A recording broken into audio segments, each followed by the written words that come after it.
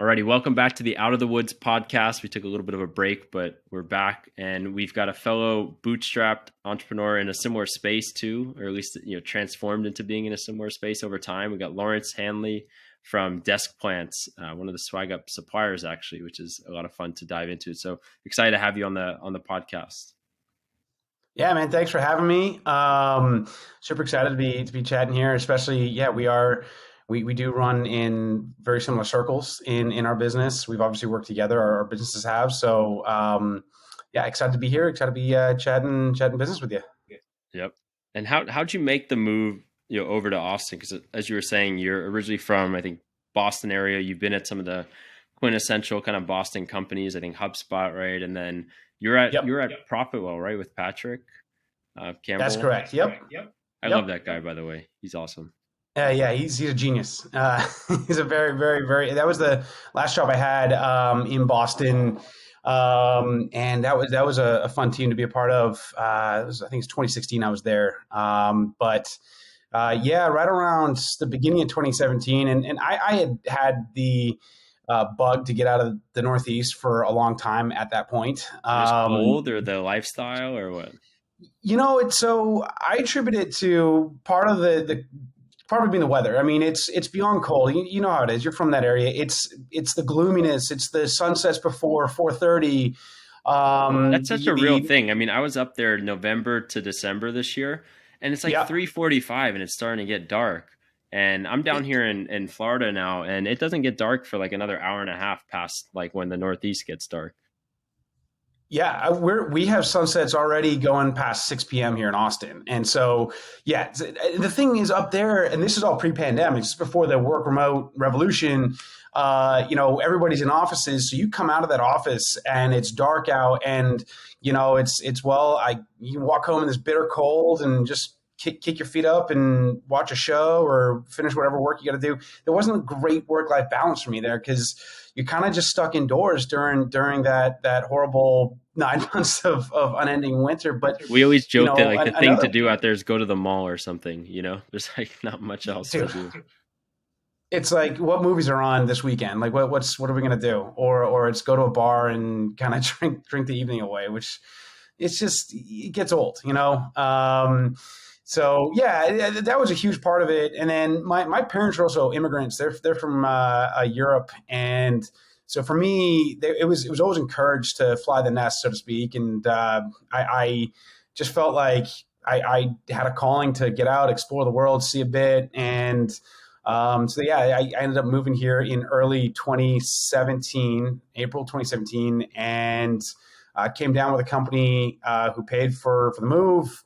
And that company went through what a lot of companies are doing right now through a bunch of layoffs, and I was part of that. And I decided that it's a good time to start the company. So, but that's a long-winded answer for how I got down here. Weather and just sort of kind of in my blood desire to get out and see something more than the Northeast.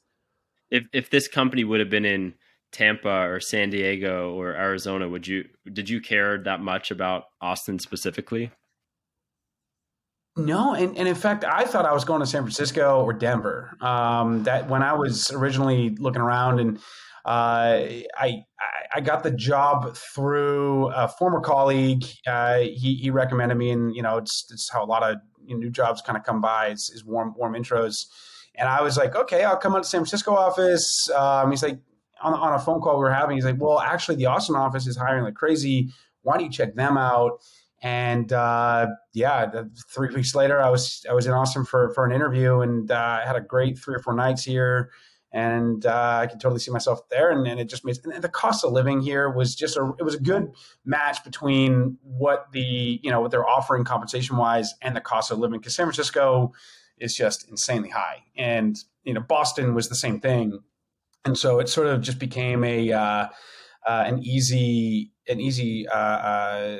added benefit to moving to Austin was just the cost of life being cheaper, also no taxes. So I think I originally hadn't had any heart set on Austin, but it pretty quickly became a top choice once I started learning more about the opportunity. Yep. One of the things you said is that being laid off basically was the catalyst to starting the business, which is, it's such a common kind of story where you hear people, get laid off and it's like, oh, you might as well start something right now. Like, there's no job security at any of these companies. Like, they don't care too much about you. Let's take it into our own hands and try to build a business. Like, what were you thinking at that moment? Were you nervous? Was it like, oh no, I always want to be an entrepreneur. Like, now's the time. Like, let's just go for it. Or kind of what was the thought process when that happened? Yeah, I mean, this was something that was kind of culminating inside of my own personal, side project type thing. I was doing this for about 18 months, all the research. I was looking for products that were not super commoditized online yet. There wasn't a whole lot of competition, high barrier of entry. There was a lot of things I was considering, and it just happened to be a really opportune sort of layoff process. They told us in May that the Austin office was no longer going to be supported, and they said basically September is going to be your last day. We'll keep you on through the end of Q3, and then you're going to be on your own, give you severance and all that. And so I actually had like a 4 or 5 month runway, which is probably pretty unusual for that kind of situation, where I kind of was able to, go into save mode and line some ducks up and get myself in a position where I was essentially being paid to make sure I minded my book, and I still had responsibilities, but at the same time, I was able to kind of cut off around 2:30, 3 o'clock and really start investing more time into, how do I on September 30th, how do I step into entrepreneur mode when it's time? And so I had some time to kind of do a lot of research, figure some stuff out, save for it. And when that day came, I just felt, hey, if not now, then when? I didn't have any kids. I don't have any kids, but at the time I didn't have like any serious dependence upon me. I felt comfortable being able to fail. Is really what it came down to. I felt like if it doesn't work out, I'm going to land on my feet. No one else is going to be, affected by this. It's just going to be me, and I can figure it out and get back on my feet very quickly. So that was it. And just sort of was like, all right, I'm going to take the leap. And I did. Do you think if you had a kid or you're like a single mom or something, would that decision even be on the table, or you wouldn't even have considered it at the time? It's interesting because it was a part of my decision, thinking about the advantage I had by not having that. Um, I think it definitely would have been a lot harder to make that decision because, for me, there was definitely a considerate, not a fear, but like a consideration that like this could all fall flat and I could, come close to losing my shirt for a small period of time. I mean, that it's something that you consider. And I feel like if I had a kid that I had to feed and get, put clothes on and get them to school and all that, I think that would be a much harder decision because I wouldn't want to put them at risk, right? I think it's one thing to put yourself at risk financially if you believe in a cause and a mission. It's another thing when you have others. That being said, my father, he's a successful entrepreneur. He started his business, I think, the week after my sister was born, and he just quit his job and started a business and got like his first $30,000 contract in 1992, and then sort of just went off like that. So I say it would be very difficult, but one of my biggest role models in my life did it. And it's my father. So sometimes the like constraints and situations like force you to focus and figure it out at an even greater pace, but who knows? So then you said you were looking around for like non-commoditized areas, or maybe there wasn't that many brands in the e-commerce space for desk plants or something. How'd you arrive on plants as a category, and what did you see in it that was interesting? Well, excuse me. I felt that two things. It was a very up and coming product that people were looking up online, and it's a product that obviously has very proven product market fit, and the e-commerce revolution, so to speak, was relatively mature in 2018 when I started, and 2017 when I was going through. I mean, it seemed to me that there were still some areas in e-commerce that didn't have a whole lot of solutions. And when I looked at desk plants and I looked at plants, what I was considering was obviously low amount of competition because I didn't want to get in a pricing war. I wanted to kind of be able to focus on me and basically become my own biggest competitor. I felt like that was important. And two, the actual product has a decently high barrier of entry. I mean, you have to, it's not like going and finding a t-shirt supplier overseas that you can get really cheap, product. It's, you have to get certified by the Department of Agriculture in your state. You have to get a lot of certifications to prove that your plants aren't going to carry pests or fungus, and things like that are super harmful to certain areas of the country, in California in particular. And then there's also the fact that you have to, there was no real way to ship plants back then. Like there were companies doing it. The Sill was doing it. Bloomscape had just started. And when I was ordering their products to me just for basic product research, I realized that their packaging wasn't anything like great. They were still struggling to figure it out. So I felt like, man, there's an opportunity here to kind of figure it out on my own. Just the basic deliverability of the product to the customer. It hasn't. There's no patents in my way. There's no huge company that's sucked up all the market share. There's an opportunity here. So I think what it really came down to was a product that there wasn't going to be a lot of competition for, and a product that had a lot of momentum up and coming in the e-commerce space. Was there a way that you did like research in terms of looking at it, saying, hey, this has a lot of momentum, there's a lot of search traffic for plants, there's, how'd you go about figuring out that it was low competition? Was it something that you were already like observing, or were you using like tools like, I don't know, like SimilarWeb or something to figure out, this is a hot market? Yeah, so I had the advantage of I was working for an ad tech company at the time. That was the company I got laid off from, and they had all the tools to show me, exactly what you're describing. What are the trending searches? How they've been trending for the last 6 months, 12 months, 18. When I look at the Sill, which was really, and they are still probably definitely the leader in the space, and they were back then because they've been around for a little bit. But I was able to get some intel on not only how big their traffic was, but the demographics on their traffic, right? Who was going, who was buying, what is their estimated conversion rate? How are they getting their traffic? I was able to kind of almost create my own little case study and see a very successful, very awesome brand basically drive traffic to the website and drive sales, just the tools that I was using to prospect and go after other e-commerce businesses to sell the digital, the marketing technology for them. So I had that unique ability to kind of look at this business model, see how it was working. And then for me, it was then, okay, so how I've got this great product, I can emulate a lot of what they're doing here. How do I make it different? How do I make it my own? And then that was really the next bridge I had to cross. And that's how I started really getting into the actual brand of Desk Plants.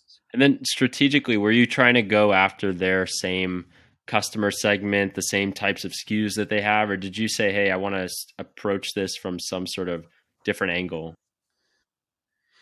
The latter. I felt like they had a really great hold on the upper end of the market, and I felt like there was a real problem that consumers had with plants, which was, I'm a plant killer. I mean, so to me, it seemed like if I can create sort of that entry to the product category brand, right, where we don't sell the rare, beautiful types of calathea or the new types of, like the Ravensies, but all these new things that plant collectors really go crazy for. I felt like if I could go after sort of a buyer that wanted plants in their environment, but was still apprehensive about the idea of plants due to bad plant experiences in the past, I felt like I could win over a loyal group or a loyal part of that market. I think you could do some funny marketing with like bad. Yeah, I think you could do some like funny marketing around that. I'm sure back in the day we had a lot of fun with the puns early on. Yes, and the hard to kill slogan was really something that resonated. And when we would do like pop-ups, when we were really trying to get the brand grown organically around Austin, the hard to kill started so many conversations that just led to brand awareness and obviously sales. And I felt like that was a great way to differentiate ourselves from the Sill. No knock on what they're doing. They do a great job what they do, but I felt like they were focused on I called their buyer the Upper East Side, Manhattan, something really clean, really chic. And I just felt like we could have a brand that was more open and appealing to everybody, especially those who want plants, but weren't necessarily confident in their skills. But was the real competition like the Sills of the world, or is it just the alternative of either not having plants in your home or going to somewhere local and some Home Depot and buying plants or whatever the local flower stores are that have some of this stuff? Is that really what the core competition was? That's what it was. Correct. Yeah. When especially when we opened up the brick and mortar in late 2019, we found that we weren't really even competing with the other nurseries in town. We were competing with those Home Depots, those big box stores that could get just better prices. Yeah, I mean, I never, beyond like the first couple of months as I started to learn the market, I stopped looking at the sales as a competitor. I stopped looking at Bloomscape as a competitor.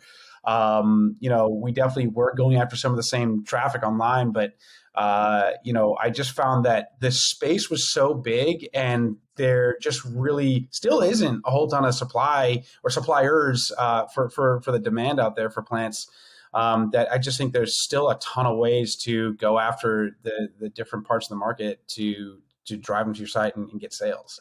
Was the supply side hard to figure out? You said there's not that much supply out there. Like, how do you get proprietary product at good costs, reliably? Is that a tricky thing to figure out? Yeah, I mean, I think it's funny in the plant world. You can't really differentiate a whole lot on plant selection because that's what nature's evolved, right? So it's not every month that you can just come up with a new plant, but I think the bigger differentiation is in the pots, right? So finding a line of pottery that was certainly a tricky task up front. We now buy direct from manufacturers overseas a lot of the time, but at the time I didn't have the budget to go get a container. I didn't know how to do that. I'd never imported a single product in my life when I was starting out. So, I really had to be pretty focused for a month or two on every day looking at how are we going to get pots that look different than everybody else out there to differentiate desk plants and have just a different appeal on the actual product to the market. You ended up switching kind of the focus though to more of a B2B market. What was it about B2B that was more appealing than B2C? And is there still a B2C element, or is it really like going 100% after the B2B market?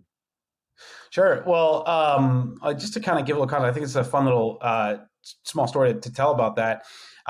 When we went into the pandemic, we had a brick and mortar open, and our e-commerce consumer side was doing okay, but the brick and mortar was shut down. I mean, we could not operate, we could not sell anything, and there was just no getting past that. You called me up because we were on a co-featured thing with Trello. I think it was like a customer story on Trello, maybe.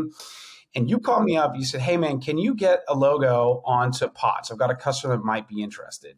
And I had never even considered that. And I said yes, and I figured it out. And I think we did a small, maybe it was like 100 unit, 50 unit deal there.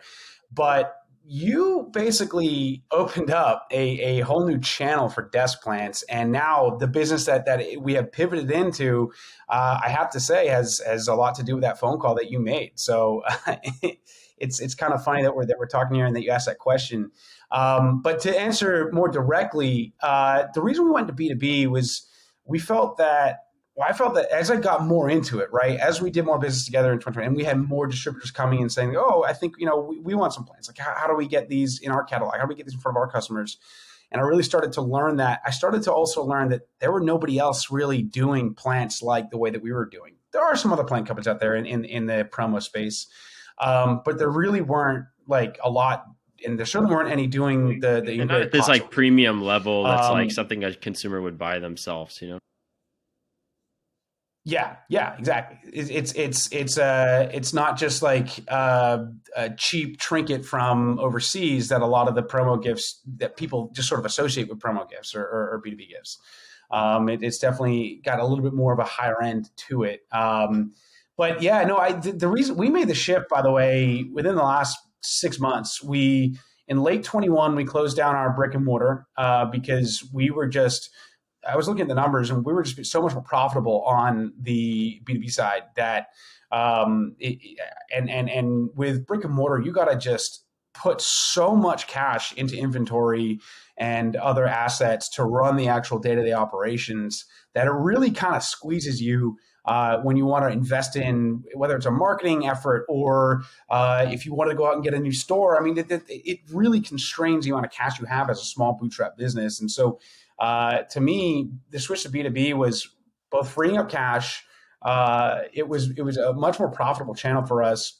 And I felt that as low competition as there was when I was getting into it in 2018, when I was sort of mentioning the sale and Bloomscape, this had even less competition. And I found that there was a really big growing demand in promo around things like sustainability, wellness products, alternative living products. There was more focus on expanding budget per unit for gifts to show a higher value appreciation for employees. So I think there was just a really good storm of innovation within promo, and our product kind of just fit into a corner of that.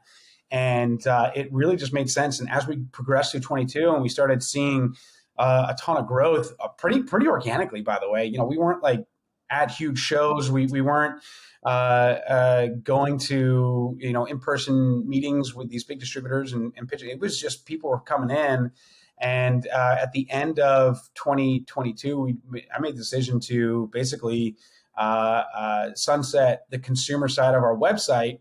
And what we're doing now is the main reason is because a lot of traditional distributors have it's difficult to sell direct to consumer and do promo because there's a bit of an issue with people coming to the website, seeing pricing, and there's mixed wires there, and sometimes the middleman that the distributor gets cuts out, and it hurts the relationship with us and the distributor who brings the business, and it just makes the whole thing just a little bit messy. And so we are going to rebrand our consumer side because it was doing very well for us, and we feel like we can go back and do even better. And that's a new brand we're going to launch at some point in the first half of the year. We're eyeing sort of May, June as a rollout for that. But really, our focus right now is B2B because it's working. It's doubled. We've doubled every single year since 2020, and we believe we can triple it this year with all the new efforts we're doing. And so, yeah, that's the long-winded story to how we got to B2B. And a lot of it had to do with that one conversation that we randomly had just from you calling me up and asking me, can we do this? And it shifted my entire, model of the business eventually 3 years down the line. Well, I definitely had a sense that it was probably newer for you. I wasn't sure if it was like the first time ever that it happened, but that's really fun to hear. And I think it's like such a classic entrepreneurial kind of story of figuring it out. It's like, yeah, we could do it. We could figure it out. And just like on the back end scrambling to make it happen. And I think that's like responsible for 80% of the success of startups and SwagUp specifically. Like a lot of the early customers that we had was like, hey, can you guys do warehousing? And can you guys do global shipping? And can you do, all of these types of things? And when you're nothing to nobody, you have to just say yes. You have to say, we could do that. Yeah, we've done it before. Like you need to just like put out this sense of confidence and strength and figure it out. And you do. I mean, when you're under the gun to figure something out, you usually figure it out, and it creates all these opportunities. And that's, I think there's a lot of people that, they struggle with entrepreneurship because you have to kind of play in a gray area a lot of times. And it's not to be deceptive, but it's just that like, you're starting it up. You're not going to have every capability, but your job is to like learn from customers and react and adapt. And you need to be willing to kind of put yourself out there and make it risky and then just follow up and figure it out on the back end, Yeah, no, and for me, look, we've said yes to things and things haven't worked out, right? And the biggest thing is to learn from those situations, be honest as somebody in trade and business, and when it does work out, figure out what lessons you learned along the way there too, because like you're saying, doing things like warehousing and fulfillment, you might find like, hey, we're actually kind of good at this. How do we make this scalable? How do we go market this to more, customers? Just, and for me, it was the same thing when we got into promo or got into customizing pots. It was like, okay, holy moly, we can figure this out. We can do it. How do we sell 1 million of these in a year? You know what I mean? Like what do we got to go through to get there? And that's when the entrepreneurial mind comes in, because then you got to figure out, every single step along the way to getting to that scale, there's a lot that's involved in that, and you have to go in and you just start day one and you put your head down and get it figured out until you're hitting that goal, and you have a very confident model in which you can sell and bring to the market. Then how do you don't have to give very specific numbers, but how do the unit economics kind of compare between the B2C, variant of the business versus the B2B? Because obviously, the AOVs are way different. I think I saw a post that it was like 2,000 versus like $70 or something. And then you have a whole different, customer acquisition cost because it's like going through a channel and they're bringing the business versus you having to pay for, traffic or ads or something to get this specific customer. So like, could you walk down and break that down at a high level? Sure. So when I look at consumer, there's a lot more moving pieces that you have to consider, right? You're going to have to hire. Typically, it's consistent volume, right? So you have to have more employees on. You have probably, for me, I had a whole brick and mortar store, so I had 13 or 14 employees. I had to, keep on payroll. I had a store rent. I was talking about having to put money up front into products which also don't have a great cash cycle sometimes because you took a chance on something that doesn't sell. When you're thinking about acquisition costs, right, your margins are just that much smaller when you're going after somebody. When I say fighting, I mean like you're competing on all these different channels to bring people to your website. And if your average order value is 70 and my gross margin, it was somewhere probably around average about 48%, 50%, which is okay for consumer good. So that leaves you with, let's call it 50. That leaves you $35 to not only pay all the expenses of the business down, but then a little tiny bit in there to go acquire a new customer for $70 something. And in the product category of plants itself, it's very akin to it like a home goods, right? When you shop for a new coffee table or a new desk, you're only buying that once every 3 or 4 years, right? So you're not going to get a whole ton of return customers. And there's ways that you can influence people to buy other products, like fertilizer for plants. It's a nice add-on that people can come back and buy, but it's a much lower AOV for a lot of those accessories that people would buy. So to me, it just on the consumer side, I'm bootstrapped, so I don't have a ton of wiggle room to play to go put money into expensive marketing channels to drive traffic to the website, to convert, and then look at data every single day and make sure the website is optimized. On B2B though, our average order value is over $4,000, and what that means to me, to us, to desk plants, is that I have that much more money to play with to go and acquire a customer. So if I, for in promo, it's less about the ad campaigns you're doing. It's more about spending the $4,000, $5,000, $6,000 to go attend a trade show. Then you got to spend, another couple grand on travel arrangements, things like that. So it's not without its own marketing budget, but with if you just get like 2 projects off of that, right? You basically made your money back on our average order value there, versus the expense to go to that trade show. And then on top of that, the customer lifetime value is a lot higher, because if they come back for even just 3 more purchases in 12 months, that's $12,000-$15,000 lifetime value, versus somebody buying a $70 product for 3 or 4 different times, right? So the payback's just a lot bigger there on B2B, and also on the expense side. It's a much leaner business. I don't have to have a 3,000 square foot showroom floor or retail store. I have now 2,500 square foot warehouse space that is perfectly sized. And as we continue to grow, I've got a relationship with my realty group where my landlord, I can go, they've got other units I can grow into, so I don't have to go out and do the whole new search again. So those expenses nobody considers, that's kind of not at stake there. And it's a lot cheaper to have warehouse space than retail space. And then with employees, I don't have to carry 13, 14 employees on hand to run a store. I have a much lower employee count. I've got 5 employees now, which is great. because they're very efficient at what they do, and we can get all the projects out that we need to. And as we grow, and we've got a schedule ahead of us to hire as we grow through 2023. I know what my thresholds are just because we've been in this space for 3 years or so. So I know exactly, hey, when we start doing X amount of units per month, we got to bring another employee on. So I know what that cost is going to be. So everything not only becomes a lot more economically viable in unit economics, everything's a lot more predictable too. And I think that has some value in saving cost and time as well, because I'm not scrambling. I know when certain, milestones are met. I know how I got to grow the business and where I got to grow it, and how to do that. And it's similar, like in agency world, they say like the customers that spend the least are the most annoying or the most, problematic. Yeah. And it's kind of the similar thing. Like you can have one customer that buys a $75 plant and a B2B client that pays $10,000 for a customer order.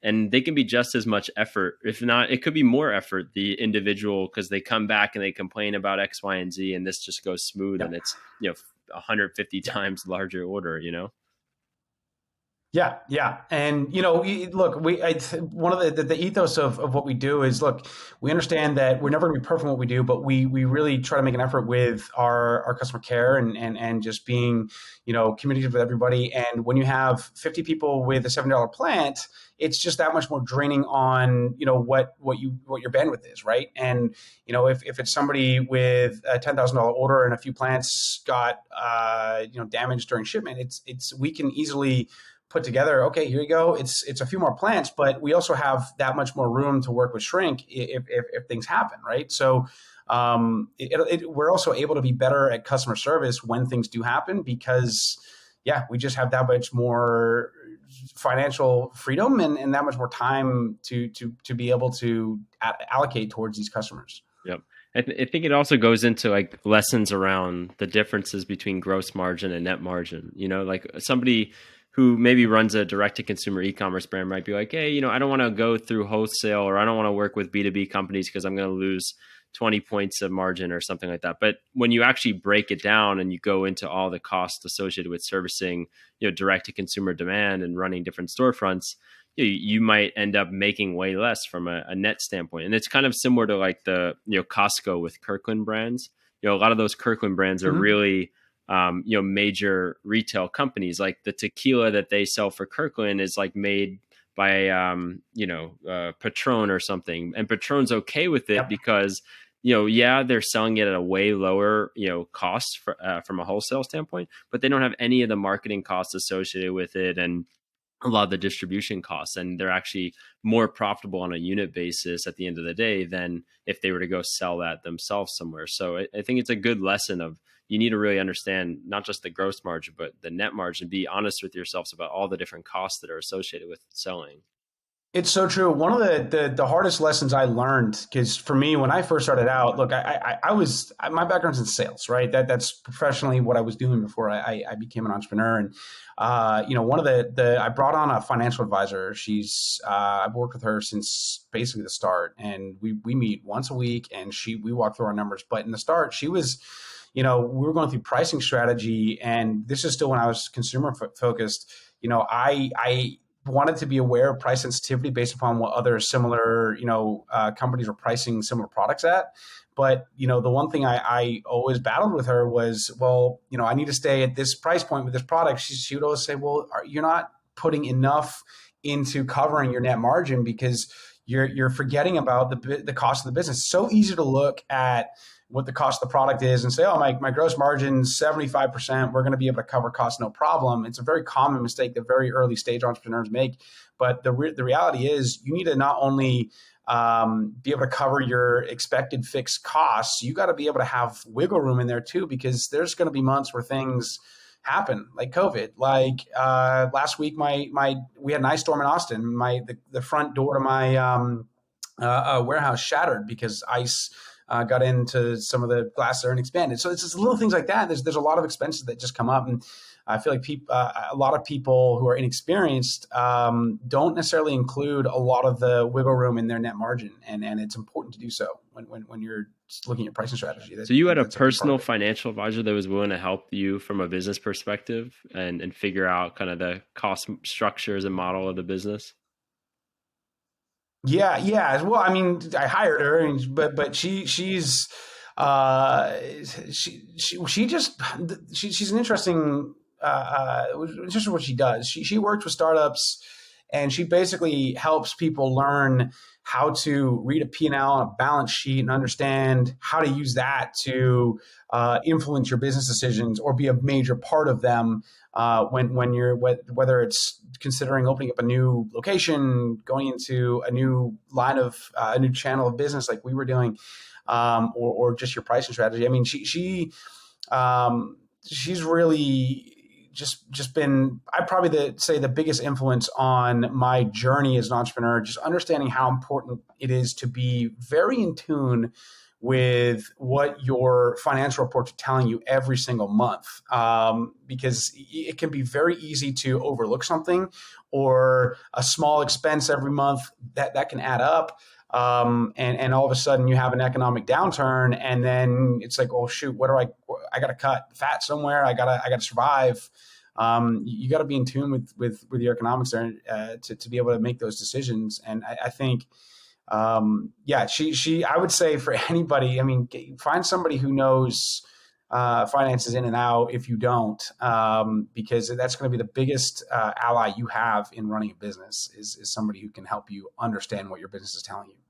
Yep. No, I think it's one of the biggest mistakes that first time founders make is they don't have somebody around them that is watching those things, because most founders, that's not like their natural skill set. And one of the first hires we made was a finance exec to take over that kind of stuff, because I knew that if I was going to Yeah. focus on like growth and the business and this and that, I needed to have somebody also looking at that side at the same time. And it's been super valuable, and it's easy to miss those things if you don't really understand what you're looking at, especially when you think about things like cash flow versus like accrual based financials and how they're very different things.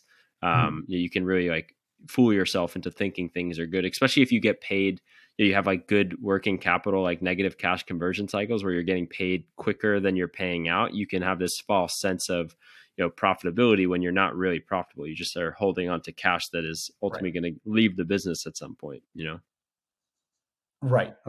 No, and it's so true. I mean, I just sort of when I first started out, I knew roughly how to read a P&L, but I didn't understand the concept of cash flow. I didn't understand the concept of cash cycles, especially when you're dealing with a physical product. And it's you can look at a 1 month report and be like, oh man, our net margin was 14%. We're aiming for 20. We're getting there. That's great.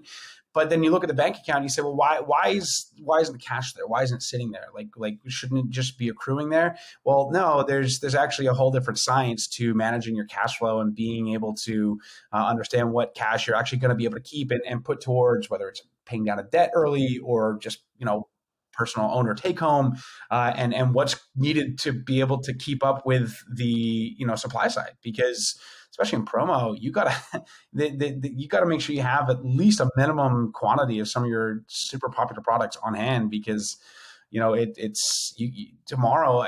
If your team came to me and said, hey, we need 500 units to go tomorrow, and I say, I'm sorry, I don't have it in stock, like I'm shooting myself in the foot. I'm throwing an opportunity of a business away, right? So you gotta the biggest thing, the biggest learning curve for me was understanding the cash flow cycle and understanding what it meant to me and how I could manage it better. I feel relatively confident in how I'm doing it in 2023, but in 2019, our first real full year, I mean, it was a scrambled mess. But I mean, I learned. You just have to learn how to manage it and figure it out and make it work for you.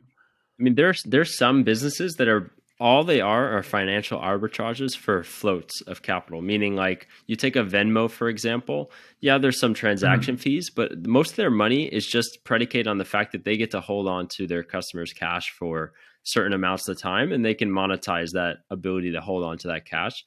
So you can have like a great business and a really shitty business, and they can all just be. It can be the same exact business, and it's just because of the cash flow dynamics and how they manage like their working capital can make all the difference. And it's For it's sure. pretty crazy if you don't like understand those dynamics. So being bootstrap, was that a deliberate choice? Is it just the natural progression of the business? Hey, it started this way and we didn't really need it and it is what it is. Or were there parts along the journey that you're like, oh, we really need some capital, like this would have allowed us to grow faster or get into new markets sooner or something?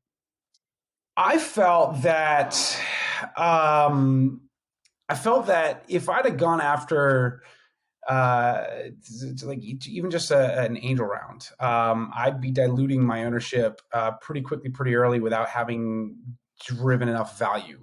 And to be honest, I felt that we were on a path to be able to going into a stretch of raising funds during 2020, because our when we opened up our brick and mortar, it was a very successful channel very quickly, growing really rapidly, and we were able to put a lot of money into our PR and our marketing around town, and it was really thriving and doing well. And I felt like that was the model. This is the one we're going to build off. This is the one I can raise and we can replicate. We can move, this concept into other markets in Texas.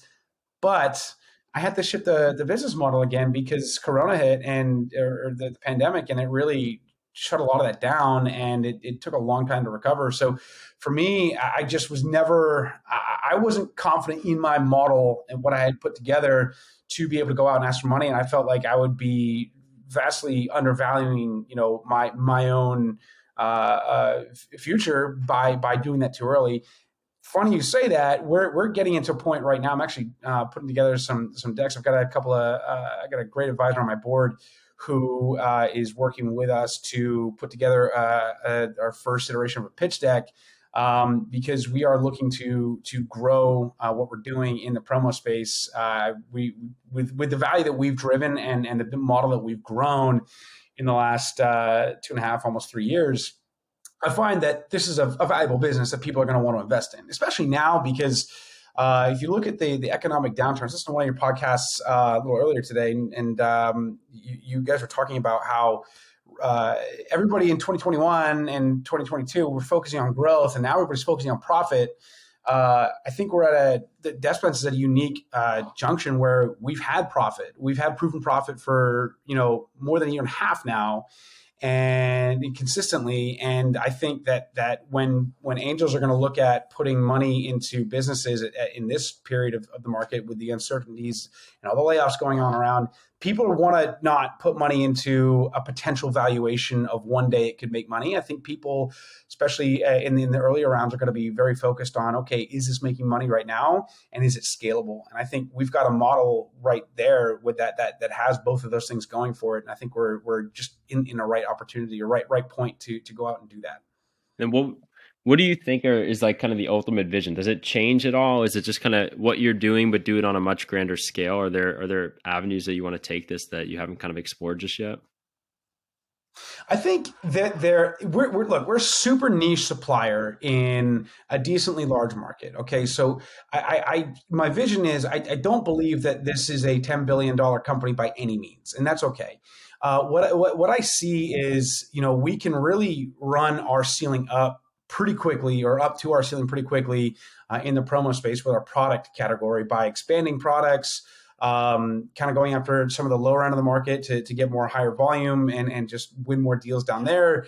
And I think that there's something to be said around sort of expanding into adjacent product categories that are within line of sustainability, plant-based, wellness-based. So I think there's a lot of opportunity in promo to grow beyond just a potted plant. But ultimately, I think there's a vision there that once we've expanded in there, we can then start looking at the consumer side of things under a different, obviously another brand umbrella. But the customization is huge in gifting, and I think that there's a great avenue with our distributors that we work with right now, and there's also an avenue to go consumer direct under a different name, so that we're not playing people off of each other and stealing or taking away the middleman, because that's a very important part of our business. So I just think that there's an opportunity to take everything that we're doing, growing and building in the promo world, and be also able to do it on the consumer side. And I think there's even higher ceiling on that side as well. What's your take on the economy today? Obviously things have changed a little bit. There's been a lot of inflation over the last 12 months. The interest rates that used to be 2-3%, or less than that if you're talking about like the actual Fed funds rate was much lower. It's now 4, 5, 6%. Getting mortgages is much harder. Business lines of credit and debt are more expensive than they used to be. Employment seems to be doing holding up pretty well. But especially in like the tech markets, a lot of these companies are obviously laying off people. Every time I go on LinkedIn, I see more and more layoffs. What's your take on the economy today, and how does that play into how you think about like strategizing and modeling out your business specifically? I think people are realizing that there was an entirely huge amount of money that was flooding the markets for the last 12 years, and really sort of ramped up to an even higher level coming out of the pandemic into 2021 and 2022. And I think what people are realizing is that that cycle couldn't last forever. And I think what we're seeing right now is a correction in the market. I don't think it's anything that's going to become like a mass extinction event for small businesses. But I think people are realizing that it's they're going back to, it's almost like it's an archaic way of looking at business. So they're going back to profitability, that they're realizing, you can only go off of a prospective valuation for so long. I mean, at some point your business has to make money for it to continue. And I think that I think that there's a lot of, obviously there's a ton of layoffs going on, and I think that's very, very much in the headlines. But I still think that there's a lot of companies that are doing very well, that are healthy business models, who are there to hire. I've heard of a lot of people being laid off from like their tech firms that they're working for, and not really falling on concrete, so to speak. Like they've been able to get jobs relatively quickly, and sort of figure out their pivot in their careers. And I think it's just a matter, I think what we're seeing a lot of heavily funded businesses that made some very prospective investments in 2020, 2021. I'd say one of the highlights being Facebook thinking the metaverse was going to be, the web 3.0 was here. We're ready for it. We're going to go into an alternate reality. I think that was we may get Maybe there, like the but I think modern day like Y2K Y2K or something, right? We're gonna look back at it and be like, what was Yeah, going on? yeah. Well, I mean, you're also look at these NFTs that we're selling for tens of thousands of dollars that are worth like $50 now, right? So I think there was almost like a hysteria around people getting into the future ahead of their time and making a lot of money off of it, and certainly some people did. But I think people also realize that there's a reality behind it, and the valuation was definitely pumped up. And I think what's happening in the economy now is that people are realizing we need to get back to a leaner business model, and we need to be profitable. And unfortunately, people's jobs are a result of that. It's a side effect of that. But I think ultimately in the long run, it's I don't say it's for the best. And losing a job is not good. I've lost my job. I've been laid off. It's not great. But ultimately, these businesses are reconfiguring themselves to be a more profitable, be leaner, so that they can continue to move on. Because at the end of the day, the business has to survive if it's going to create more opportunities for people in the future. So I think the economy is definitely shaky right now. We're seeing it on our end. I mean, there's a lot of companies that we've worked in the past who all of a sudden don't have as much budget for some of their employee appreciation programs that they're going through. And we were one of the vendors that worked with them on that. So we're not seeing business dry up, but we're not necessarily seeing the same budgets that were being played with last year and the year before. So I don't know. It's uncertain, but I don't think it's as scary as what people went through 13, 14 years ago in the 07, 08 period. I think this is something that will come back, and I think we'll be back into I think in a year we're going to be a lot more optimistic about where things are going. So that's my long-winded thought. Yeah. No, I think right now the main thing is just the extremes. You go from one extreme to the other in terms of like rates and the amount of capital and how easy or harsh like financial conditions are. And anytime you shift that quickly, it takes a lot of reacting. And that it's the result of when you have low interest rates and money's cheap, companies are going to be aggressive. It's because now the hurdle rate for making anything profitable or worthwhile is so low. So if you're like, hey, if I can get an incremental $10 million at 3% interest, or I can get it from VCs at super low dilution, you're going to take that incremental 5 million, 10 million, 100 million every day of the week and go deploy it on riskier and riskier things, because if it works out, it's great. If not, it doesn't. And and that's also comes with people too. Like, you're going to hire as much great talent as you can in that kind of market environment, because you want to take advantage of the growth Right. opportunities and not fall behind other companies. And then when the market shifts, then companies are going to shift, and they're treating people kind of become a casualty in that. But at least the good thing is unemployment's never been lower, and people are, as you said, are finding jobs super quickly on the backside of it. But companies just have to shift this. So it's the incentives that were kind of out there, I think. I think that being in the shoes of a small business, bootstrap business, I think the fact that I'm nowhere near any point of market saturation. I think there's I'm sort of saying this sort of to other entrepreneurs in a similar space, or similar mode of their business. There's opportunity to still grow. I still think that I think it's still a good time to be in small business. I think this is obviously affecting tech companies mainly. Obviously, some fintech companies are getting hit too. But I ultimately think that in small business, there's a lot of opportunity in greenfield still, especially if you're not at any point of or near market saturation with your product or service. And I think there's going to be a lot of job openings for people coming down from corporate layoffs, where they can land in decent jobs, well-paying jobs within small businesses.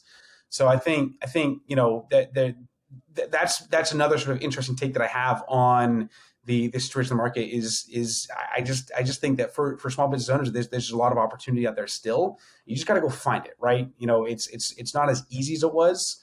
But if you're creative, if you're nimble, if you're gritty, if you're willing to kind of just do the dirty work and understand that there might be some lean months in between, there are some there's areas of growth. We expect to grow this year instead of shrink or anything like that. So I think that's a point that I definitely believe in, and helps me, keep inspired. And every time, like you said, when I look at a LinkedIn headline about the next 4,000 employees being laid off from XYZ company, I'm still thrilled to do what I do, because I think there's still a lot of opportunity to keep going and grow my business, and hopefully create more job opportunities for other people to join me. Right. So that's another point that I think is worth at least putting out there.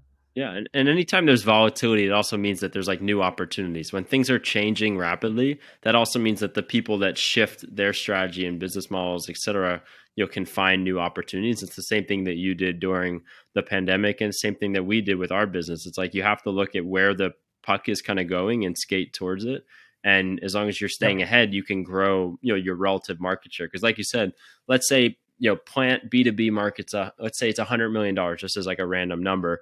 Even Sure. if it comes down 10% this year to 90 million, if your market share goes from 5% to 10%, you're now a much bigger business. And it's because you're going to be Yep. proactive about finding those opportunities when maybe other people aren't. So I think of it the same way as a startup. Like you can't use the market as 100% like excuse to not find areas to grow when you're still so small, like Yep. relative to the size. Like there's always new areas. There's always pockets of the market that are doing better than worse, when the economy shifts and stuff. And that's kind of the DNA of being an entrepreneur, is finding those opportunities. So Yep. last question I got for you. And I like to ask this at the end of Sure. all the podcasts. Here, I'll ask one more question before we get into it. How you talked about you're hoping to grow like 3x this year. Like, how do you think about modeling, especially in an uncertain economic environment? You're talking about you are seeing pockets of demand weakening and stuff. Like, are you very detailed in like how you do financial modeling or and projections, or is it more like aspirational and like let's put a lot of effort behind it and get there? I I know exactly every month what we should be hitting, and if we don't hit our goals, what we should be cutting. I'm pretty these days. I'm very in the weeds of the financial model of my business. So the way that I look at sort of being able to grow is I first look at, okay, what is just a time commitment, not a financial commitment, right? Because so it's not a dud where if it didn't work out, like content creation, right? If it didn't work out and it was just organic stuff, it's not going to hurt the business financially. So I look there. What can we maximize there? Then I look at what's worked in the past. For us, industry events. Every time we go to an event, whether it's a regional trade show or it's with one of the top 40 distributors in one of their sales meetings, every time we go, we get important contacts that within a couple of months turn into a couple of sort of tester deals, and then those grow into bigger deals once we've gained trust and developed a relationship with those distributors. So that's sort of the next level.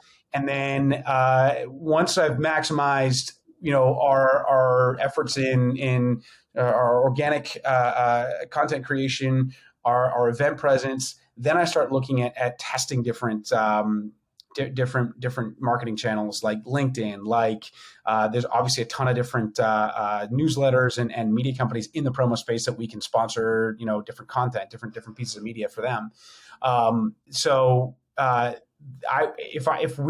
If we're having a slower month, it's pretty easy for me to pull back on the lever of some of the marketing channels that we haven't figured out yet, or we're not confident it's profitable yet.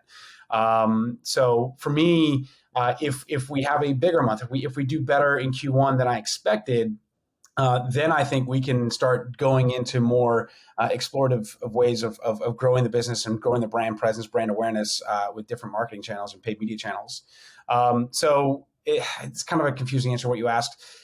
To sum it up, basically, I'm constantly looking at what we're doing, what our actuals are versus what our projections are.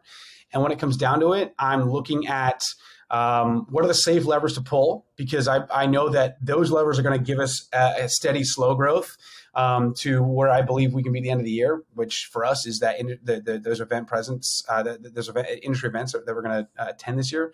And then if we really start picking up momentum and we really start gathering some strength in our growth, then I've got more money to play with and put into more,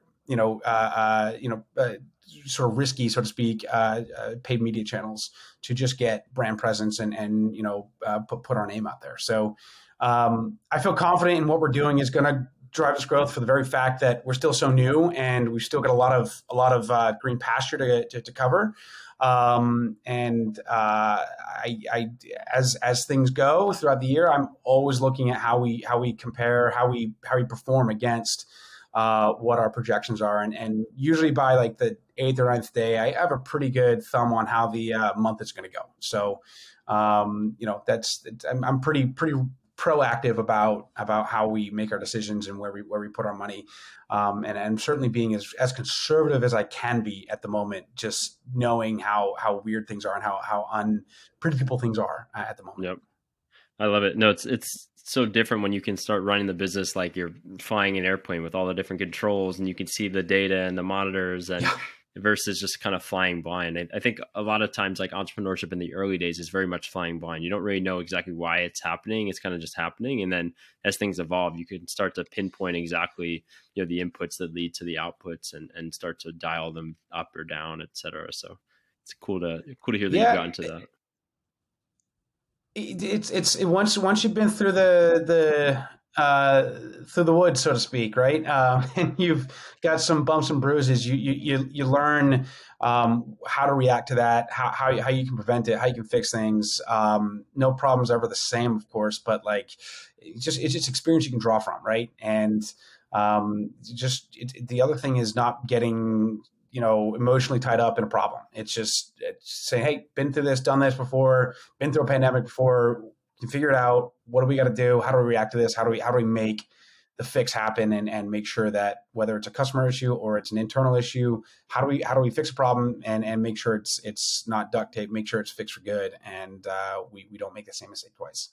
Yep. Well, there's a ton more we can go into around operating the business and managing people and building out processes and all this kind of stuff. But the last question I'll ask is, if there's an entrepreneur or a team listening to this right now and they're, maybe in a precarious spot, maybe they weren't as conservative or as thoughtful as you, or maybe they don't have as much clarity around their modeling and, they're not sure if they'll be in business in 3 months or 6 months or something, because, they're just, really uncertain right now. What would your advice be to that, founder or that team? First off, you got to have a clear head to be able to tackle a situation like that. So the first thing I'd say is it's going to be okay, regardless of what happens, whether it's something out of control or just it's something you're paying for from a mistaken investment 6 months prior, 8 months prior. It's going to be okay. So that'd be the first thing I'd say. And then secondly, I'd say it's important to hold on to cash where you can. Really dive deep into the last trailing 12 months of your pro forma. Take a look at are there areas of the business that are bleeding money, whether it's a slow bleed or it's hemorrhaging money. Like a unsuccessful, unprofitable Facebook campaign. Where can you cut that cost and conserve? Because growth is something that in this country, in our economic environment, in our community of small business owners and entrepreneurs, growth is an addiction, right? Where we're addicted to growth. But growth can only happen if you have a strong company. And so it's much more important in a time of, crisis or uncertainty or insecurity. It's much more important to make that business model as lean as you can, and then build back up as you see fit and see where growth needs to happen. So often small business owners will have an initial period of success in a certain investment, and then it kind of starts to flatten a little bit. And even if it's still getting some growth in, that channel may not be worth it anymore. People just there's just so much else going on that it's easier to set and forget and say, oh, it was growing. I'm sure it's helping us. It's bringing some value in. It's important to just be honest with yourself, go into those financials and see where you can cut the fat, because that's the only way that you're going to find an easier way to being profitable again, and having a strong, sustainable business model. Yep. No, I think it's really important to just be practical and like really diagnose, okay, what's working, what's not working, put in place and plan and stay focused to make it happen. But this is awesome. Ton of fun listening to this. And again, it was cool to hear that we helped inspire some of the turn of the business to go after the B2B space, but really enjoyed having you on. Thanks for coming on. And hopefully, where can people find you? You guys you're at deskplants.com still. You're on LinkedIn a lot. Yep.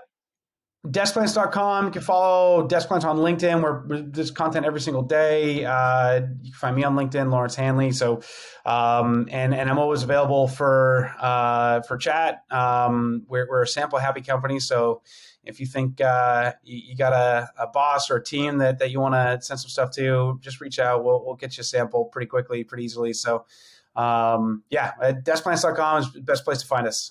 Cool. Awesome. Well, thanks for coming on. Enjoy your weekend. Enjoy Austin, and we'll talk again soon. Thanks, Michael. Appreciate it, man.